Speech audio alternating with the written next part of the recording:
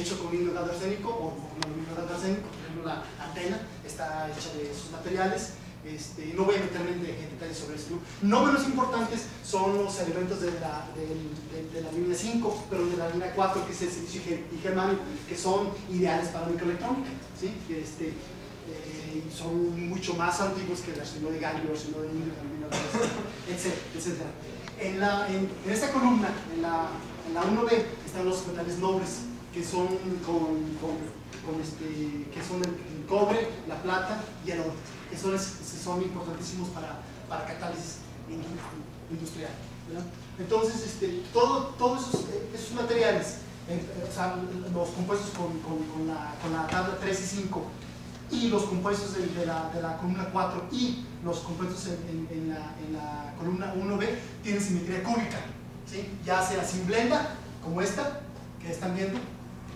Ahorita voy a explicar más específicamente en dónde se ve el cubo ahí, y FCC, que son los metales, ¿no? Entonces, en relación a eso, las nanoestructuras son cada vez más reducidas, y por tanto tenemos que tener control durante su fabricación, y qué mejor con luz, porque la luz es no destructiva. Bien, aquí tienen un dibujo donde el eje X es la constante de red de la mayoría de los semiconductores más importantes, su brecha energética a 300 grados Kelvin y su correspondiente longitud de onda. Abarca desde infrarrojo, cercano, lejano, visible y ultravioleta. Específicamente está el ácido de galio, está el fósforo de galio, está el arsénico y su combinación ternaria entre ellos dos, está el silicio y el germanio. Nótese que el silicio y el germanio emiten muy de en el infrarrojo. No son buenos emisores en el visible. Sin embargo, y eso es porque su gap no es directo. Necesitan una interacción con la red fonónica para producir una transición para que comiencen a conducir. Y bueno, está el nitro de galio, que está muy utilizado para aplicaciones en ultravioleta.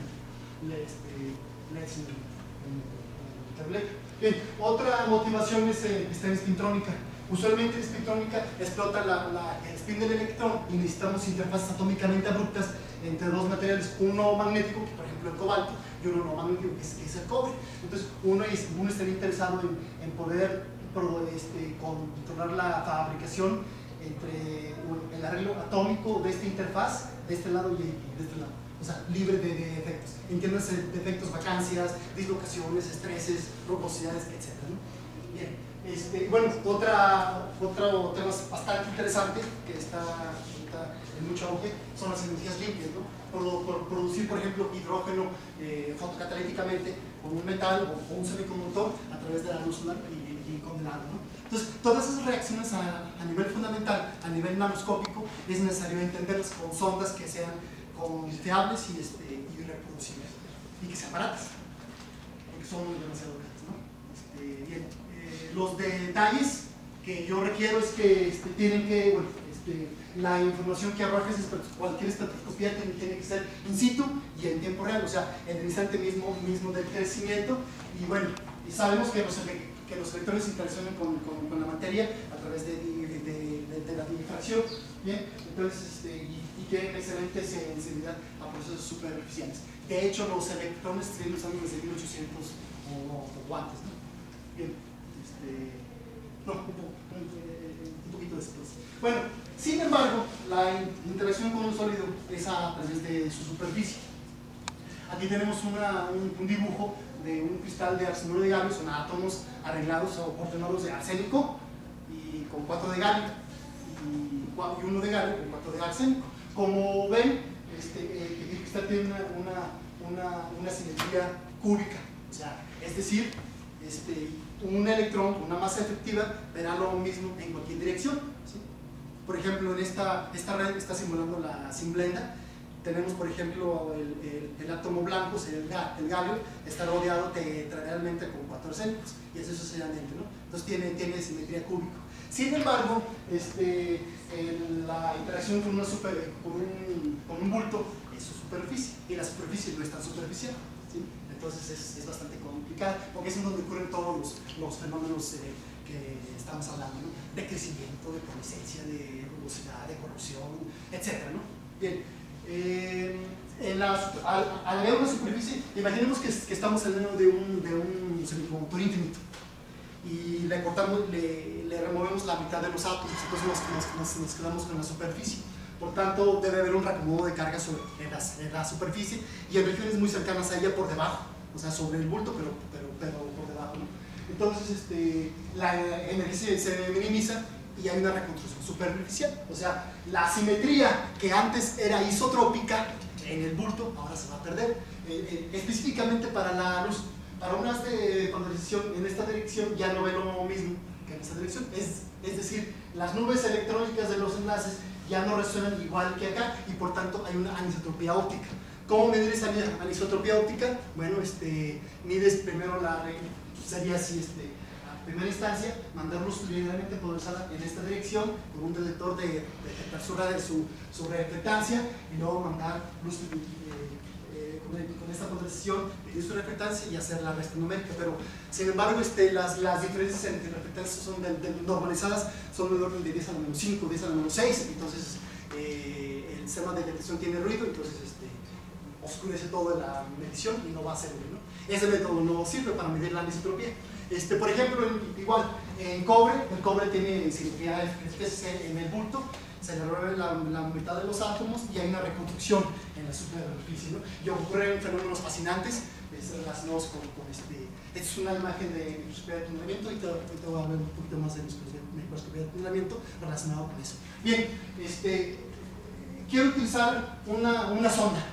Por ejemplo, si yo dibujo aquí electrones contra fotones, específicamente para tres elementos: un semiconductor cristalino, semiconductor silicio amorfo, que es silicio cristalino, silicio amorfo y oro, ¿sí? La longitud de penetración de los electrones es independiente prácticamente independiente del material. Los electrones con esta energía prácticamente van a penetrar nada más regiones cercanas a la superficie. Vean, son 10 angstroms, ya es prácticamente la superficie. La superficie no es cierto que sea la última monocapa, no, son unas cuantas monocapas por debajo, que se modifique su arreglo atómico, por tanto las propiedades de bulto se van a perder. Entonces, los electrones serían ideales para cualquier estudio experimental relacionado con la superficie. En contraste con los fotones, los fotones a lo menos tienen una penetración de, ¿cuánto sería? 400 angstroms o más, entonces ya es bulto, ¿sí? Entonces los fotones no nos servirían. Bueno, sí nos sirven, ¿no? Bueno, aquí tengo una imagen de difracción de electrones cuando se deposita ácido de galio para dos direcciones que les mostré antes, ¿no? El haz rasando en una dirección y el haz rasando en otra dirección, y claramente se ve en el espacio recíproco una anisotropía, ¿no? Bien, eso se sabe, pero la gran desventaja es que los electrones no se pueden aplicar en cualquier medio, se absorben, no se pueden aplicar a altas presiones, ¿sí? Entonces no nos sirven, pero los fotones sí nos sirven, pero sensan regiones que están más por allá de la superficie. Por tanto, un fotón polarizado tiene, cuando regresa la luz, la reflectancia tiene información tanto de la superficie como del bulto. La información del bulto va a dominar, entonces la superficie sería transparente. Vamos a explotar la simetría en la respuesta en el bulto para eliminarla a través de la resta, ¿no? Entonces, la solución, utilizar luz polarizada, es el contraste, un contraste en polarización. Bueno, para eso quiero presentarles una técnica que se llama técnica de reflectancia diferencial, que mide las anisotropias ópticas en función de la energía del fotón de un material. Otra variante es la isometría, la cual mide la parte imaginaria y la parte imaginaria de la función eléctrica. La función eléctrica está relacionada con el índice de refracción complejo, por lo tanto tenemos todas las propiedades. Sin embargo, esta es muy superior a esta en ciertos detalles, como vamos a ver posteriormente en algunos ejemplos. Bueno, aquí tenemos los dos esquemas, el isometría espectroscópica y la reflectancia diferencial. Espectroscopía espectroscópica no requiere incidencia normal, te da información de la función dieléctrica, y la reflectancia diferencial es incidencia casi normal, ¿sí? Y te da una señal compleja que mide las diferencias de las dos reflectividades complejas, ¿no? Estoy interesado ahorita en usar, en medir la parte de esta cantidad normalizada. Se normaliza aquí, puesto que si la intensidad del haz de prueba aumenta, también delta R aumenta linealmente y se cancela, ¿sí? Porque la anisotropía tiene que ser intrínseca a la intensidad del fotón. Bueno, para superficies en reflectancia diferencial estamos interesados en esta cantidad, lo que dije ahorita. Aquí está la simulenta. Aquí tenemos dos planos, los más importantes tecnológicamente hablando. El plano azul es la dirección 001. Este es el eje X, ¿no? Bueno, este es el eje X y este es el eje Y. Y los dos ejes cristalográficos sobre el plano serían 1, -1, 0 y 1, 1, 0. Para la otra cara, la 1, 1, 0, que es el plano marrón, los dos ejes cristalográficos serían 0, 0, 1 y 1, 1, 0. O 1, 1, 0. Total es la manera de medirlo es lo siguiente, ¿no? Tenemos una lámpara de xenón que está emitiendo momentáneamente el ultravioleta visible, que no es tan costosa. Se hace incidir sobre un espejo. Con la ayuda de dos espejos se enfoca hacia la muestra.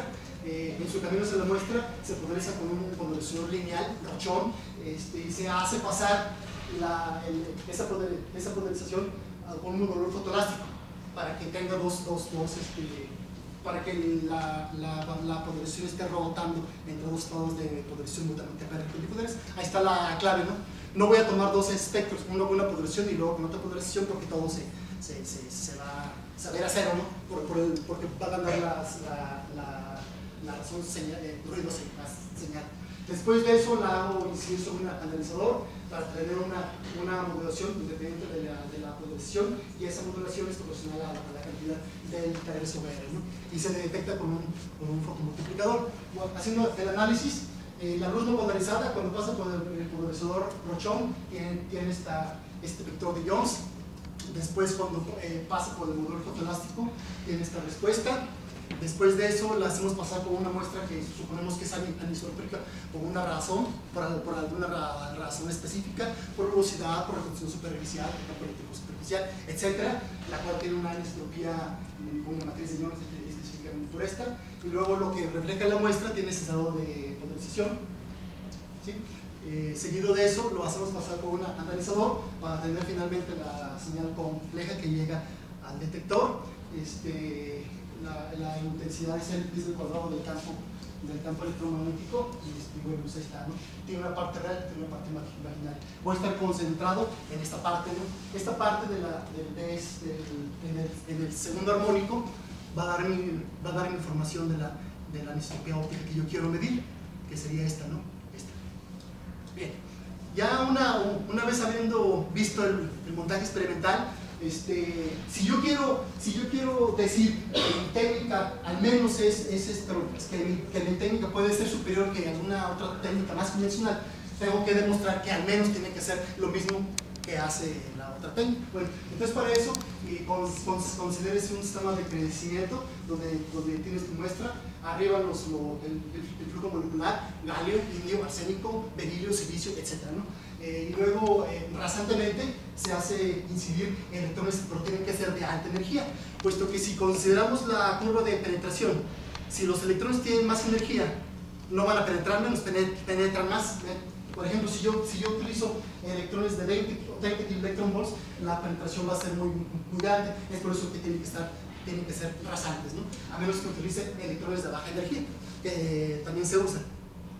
El problema es que hay que tener la fuente de electrones enfrente de la muestra, lo que no permite que puedas tenerlo en un sistema de crecimiento. Bien, ahí está durante el crecimiento epitaxial, por ejemplo, que arriban átomos de arsénico y galio para hacer un crecimiento en epitaxial por ejes moleculares, tenemos nuestros dos ejes cristalográficos sobre la superficie. 001 está hacia arriba, aquí tenemos un detector. Suponen que tienen una fracción de llenado igual a 0. O sea, el crecimiento en realidad es por islas, ¿no? cuando el crecimiento se lleva a cabo, el haz de electrones que pasa arrasando se va a difractar y por tanto tiene carácter oscilatorio, y eso da información sobre la velocidad de crecimiento. Entonces, en ese sentido, difracción de electrones es bien poderosa, ¿okay? Porque no es destructiva, no tiene tanta energía como para echar a perder el material. No era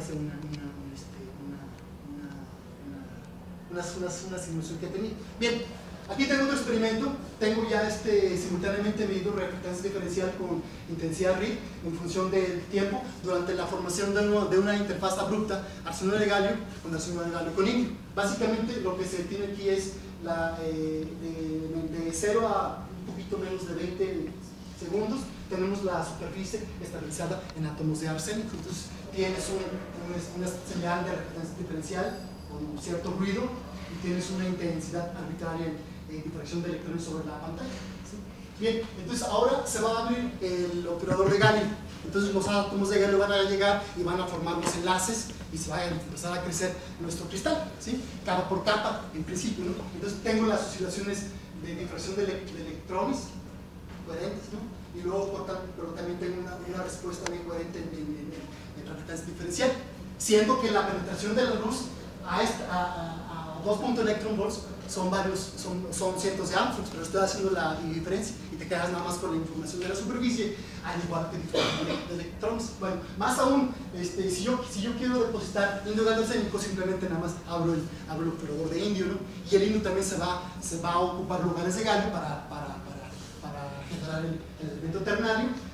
Difracción de electrones sigue oscilando con mayor velocidad, puesto que hay más material que se va incorporando a la red, y sin embargo reflectancia diferencial también sigue oscilando, aunque de menos intensidad, y hay una rotación de las oscilaciones, indicando que hay una rotación de la reconstrucción superficial. Las reconstrucciones superficiales en la superficie, valga la redundancia, pasan de 4x4 sentada en la cara a una 2x4 rica en arsénico y a una 1x3 difusa. Hoy ya voy a ver qué aplicaciones tendrá este conocimiento, ¿sí? Bien. Todos los reactores, bueno, es un reactor para investigación.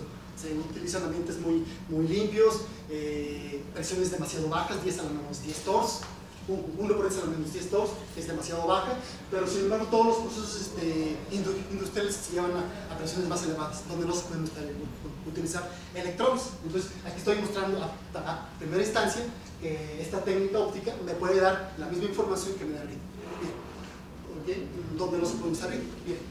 Otra aplicación bien interesante es la deposición de monóxido de carbono sobre esta superficie de cobre 110 a 12 grados Kelvin. Cuando uno mete una muestra, un monocristal con textura FCC a una cámara de vacío y la compartirlo con átomos de argón a alta energía, la calienta para tener una superficie atómicamente limpia corroborada por microscopía de funcionamiento, uno tiene una entropía bastante grande en comparación con el arsenuro de galio, ¿verdad? Este espectro es típico de una superficie limpia de cobre en la dirección 110. Hay varias transiciones. Aquí hay una transición superficial, aquí hay una transición de bulto en la banda D del cobre. Nótese que la banda D está en 1.9 aproximadamente, por eso vemos el cobre naranja, que corresponde a esa energía. Tenemos aquí casi sin estructura y tenemos también una transición de estados superficiales y de bulto. Digo de bulto porque al saturar la superficie con monóxido de carbono, con 2 muy de monóxido de carbono, el espectro cambia dramáticamente. Entonces es una medida de lo que está pasando en la superficie. Bueno, ustedes dirán, ¿y eso qué? ¿Cómo corroboro que se están depositando átomos de moléculas de monóxido de carbono y cómo puedo cuantificarlo? ¿Podré competir con microscopía de tonelamiento? La respuesta es sí, nada más hay que tener cuidado. Aquí tenemos un experimento con dos ondas, reflectancia diferencial en 2.1, o sea, hago el experimento de dosificación de monóxido de carbono y me fijo en esta energía de fotón en 2.1. Nótese que aquí en el recuadro incluso se ven varias etapas en tiempo real del espectro, ¿no? Y es reproducible. La pregunta es, midiendo la amplitud de cuando se va eliminando, en inglés quenching, o se mata el estado superficial debido a que le estás poniendo monóxido de carbono. Recuerden que un electrón es un mar un metal es un mar de electrones, ¿no? Entonces son muy sensibles a una cantidad diminuta de moléculas externas que rompen la simetría, ¿no? Es superficial. Entonces la pregunta es, midiendo esta amplitud en función del tiempo, ¿puedo yo estimar la cantidad de fracción de llenado de los átomos de las moléculas de monóxido de carbono en cobre? Pues sí, aquí está el experimento. Aquí normalizo aquí está el experimento hecho en la parte real de la resistencia diferencial a 2.13 electron volts, todo a 12 grados Kelvin. Entonces inicialmente tienes una respuesta muy rápida y después va disminuyendo. Aquí tengo a la par una espectroscopía, ese experimento es un haz de helio, ¿sí? Y que se difracta con las moléculas que están incidiendo sobre el material, y prácticamente da la misma información. Con microscopía de tunelamiento se puede ver que unas cuantas moléculas pueden perturbar los estados electrónicos de la superficie del cobre, y por tanto es posible cuantificar la cantidad de llenado del monóxido de carbono sobre esa cara de cobre. Bien, otra aplicación importante es la catálisis heterogénea, digamos, con metanol en cobre. El cobre no reacciona con el metanol cuando está libre de impurezas. Tienes que ponerle carbón para producir formaldehído, metoxi, y después calentarlo para producir formaldehído e hidrógeno. Y el hidrógeno se queda aquí en la celda si quieren llamarlo así, en la celda de cobre, ¿no? Entonces, este estudio fundamental es importante para entender la producción de hidrógeno, ¿no? Vía oxidación del metanol sobre superficies oxidadas de cobre. Bien, se oxida porque hay óxido